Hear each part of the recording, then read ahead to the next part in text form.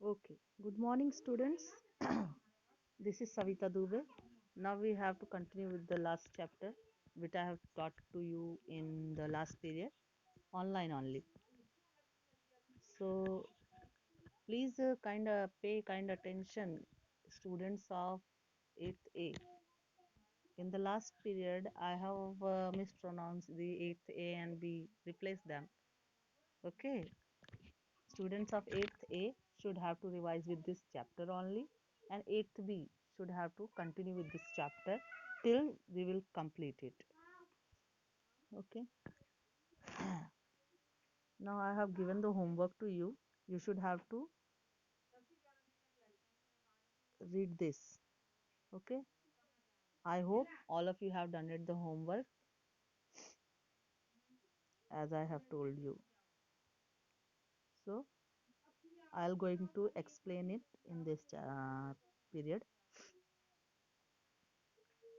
In last period, we have learnt about the scheduled caste, untouchables, and the people who are feeling alienated from our Indian society. After that, we'll going through this point. Who could produce shoes? जैसा कि आप सभी लोग जानते हैं, shoes produce करने का काम जो है वो यहाँ अपर कास्ट के लोग या कोई और भी दूसरों के जूतों का हाथ लगाने का काम तो पसंद करेगा ही नहीं। तो ये जो है उस समय के सोशल स्ट्रक्चर में ये काम अनटचेबल्स का ही हुआ करता था, जो बहुत ज़्यादा प्रोन थे, मतलब अनटचेबिलिटी के लिए, या शेड्यूल कास्ट से बिलोंग करने वाले लोग, वही लोग शूज प्रोड्यूस करते थे। तो देखिए, एक समय ऐसा आता है जब जिस चीज़ की डिमांड बढ़ जाए।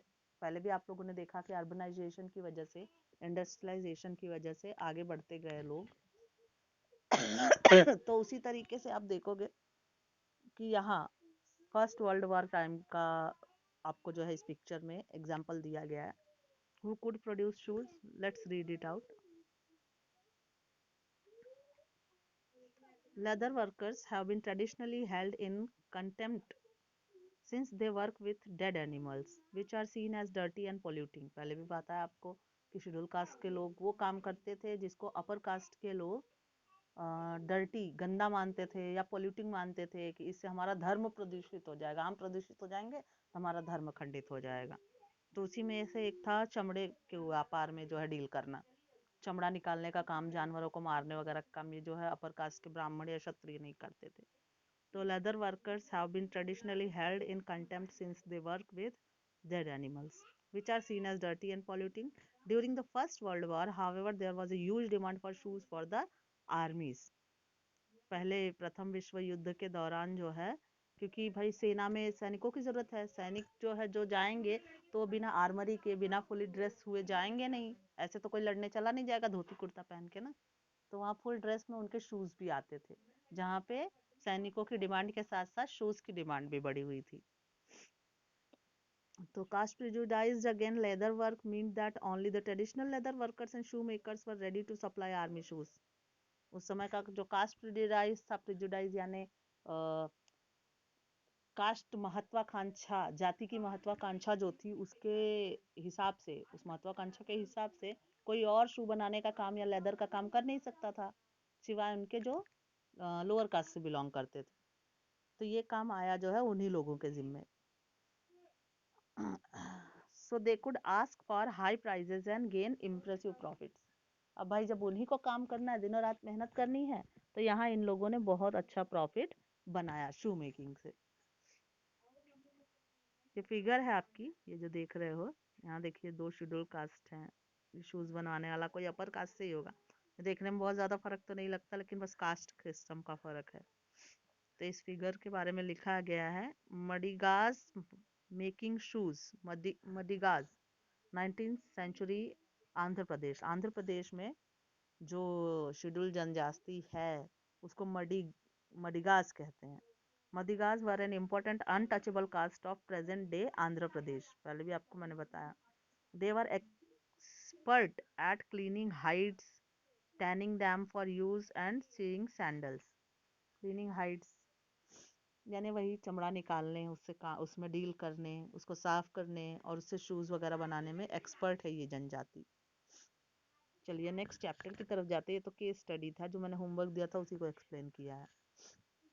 नेक्स्ट हम लोग देखते हैं, there were other jobs too. The army for instance offered opportunity. A number of Mahar people who were regarded as untouchable found jobs in the Mahar regiment. The father of B.R. Ambedkar, the leader of Dalit movement, taught at an army school. यहाँ बताया गया कि there were other jobs too, मतलब shoe making के अलावा भी बहुत सारे ऐसे काम थे। तो आर्मी ने जो है एक उदाहरण के लिए जो है अपॉर्चुनिटी के तौर पे, अवसर के तौर पे इन अनटचेबल्स को ऑफर किया। और ये अनटचेबल में एक थे महार लोग। महार, अब अनटचेबल की बहुत सारी जनजातियां जो है देश भर में हैं। तो यहाँ महार लोगों को उदाहरण के तौर पे लिया गया है। Were regarded as untouchables found job in Mahar regiment. इन लोगों को महार रेजिमेंट में काम दिया गया। The father of B R Ambedkar के father, the leader of Dalit movement, वो जो है आर्मी स्कूल में पढ़े थे, इन्हीं महार रेजिमेंट के आर्मी स्कूल में। ठीक है। Demands for equality and justice, उससे पहले ये बगल वाली केस स्टडी हम लोग पढ़ेंगे। एक्टिविटी है, यही आज का आपका होमवर्क होगा।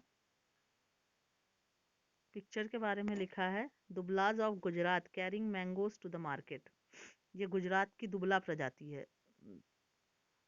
दुबलाज labored for upper caste landowners, cultivating their fields and working at a variety of odd jobs at the landlord's house.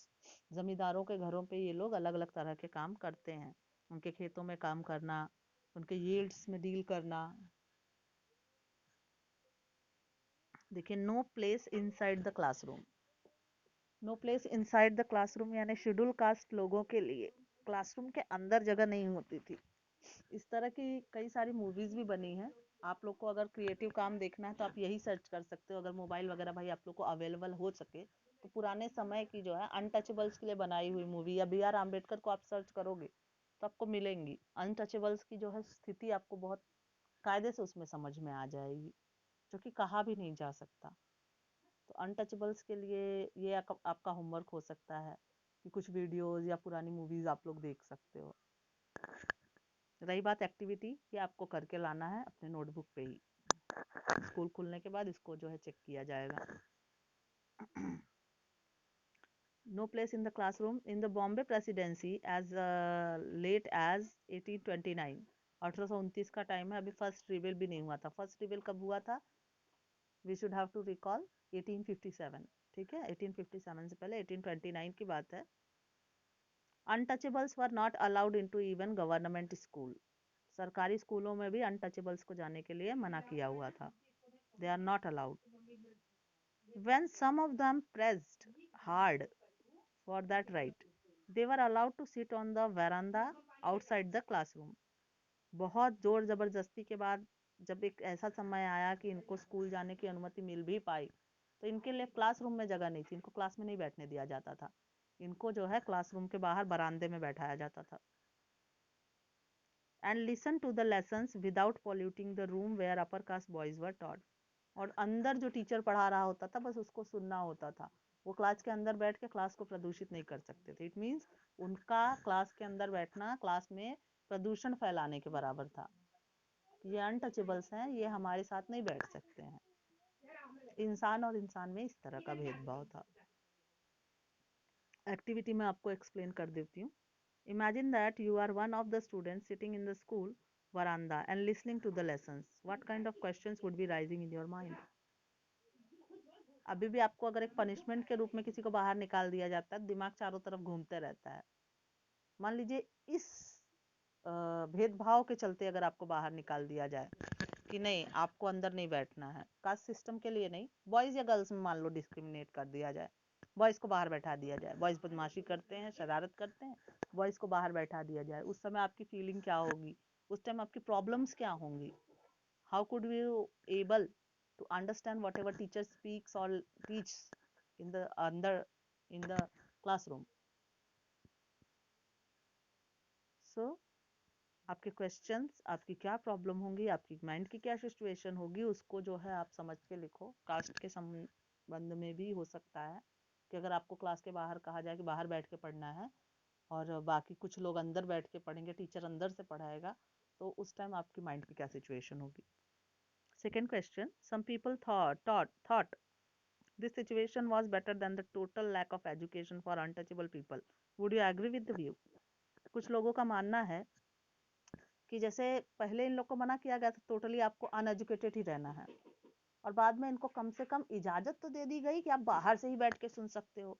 ये स्थिति उससे बेहतर थी।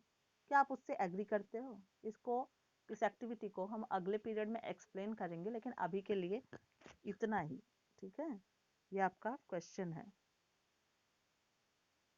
थोड़ा सा एक पैराग्राफ आपको आगे वाले टॉपिक का भी जो है इस वीडियो में बन जाएगा। वीडियो थोड़ा सा बड़ा बनाना प्रॉब्लम होती है क्योंकि 8 से 7 क्लासेस में जो है वीडियो भेजने हैं, तो प्रॉब्लम हो सकती है, इसलिए छोटे छोटे ही सही। Gradually demands for equality and justice. यहाँ आगे जैसे आप लोगों ने वुमेन रिफॉर्म्स में देखा कि कुछ समाज सुधारक आ गया है, तो कास्ट रिफॉर्म भी एक टैबू ही था जो है सोशल, सॉरी कास्ट रिफॉर्म नहीं, कास्ट सिस्टम। कास्ट सिस्टम भी एक टैबू था हमारे भारतीय समाज पे, तो जिसको सुधारने के लिए समाज से ही कुछ लोग अपर कास्ट से भी, लोअर कास्ट से भी आगे आए कि हमारे समाज में इक्वालिटी होनी चाहिए। तो demands for equality and justice, समानता और न्याय की मांग। Gradually by the second half of the 19th century, 19th century 1801 से 1900, उसके सेकेंड हाफ में यानी दूसरे पार्ट में, people from within the non-Brahmin caste begin organizing movements against caste discrimination. अब तक आप लोगों ने देखा था अपर कास्ट के लोग जो है वो कास्ट सिस्टम के विरोध में बात कर रहे थे, लेकिन एक ऐसा समय आया, जैसे पहले वुमन के लिए आप लोगों ने देखा बाकी लोग बोल रहे थे, मेल बोल रहे थे हमारे समाज में से ही, उन लोगों ने आवाज उठाई थी। बाद में महिलाओं ने महिलाओं के लिए आवाज उठानी शुरू की, उनके लिए बोलना शुरू किया, लिखना शुरू किया। उसी तरीके से यहाँ कास्ट सिस्टम में भी पहले अपर कास्ट वालों ने पहल की, तो बाद में लोअर कास्ट वालों ने भी अपने लिए न्याय की मांग करना शुरू किया। नॉन ब्राह्मण cast began organizing movement against caste discrimination and demanded social equality and justice.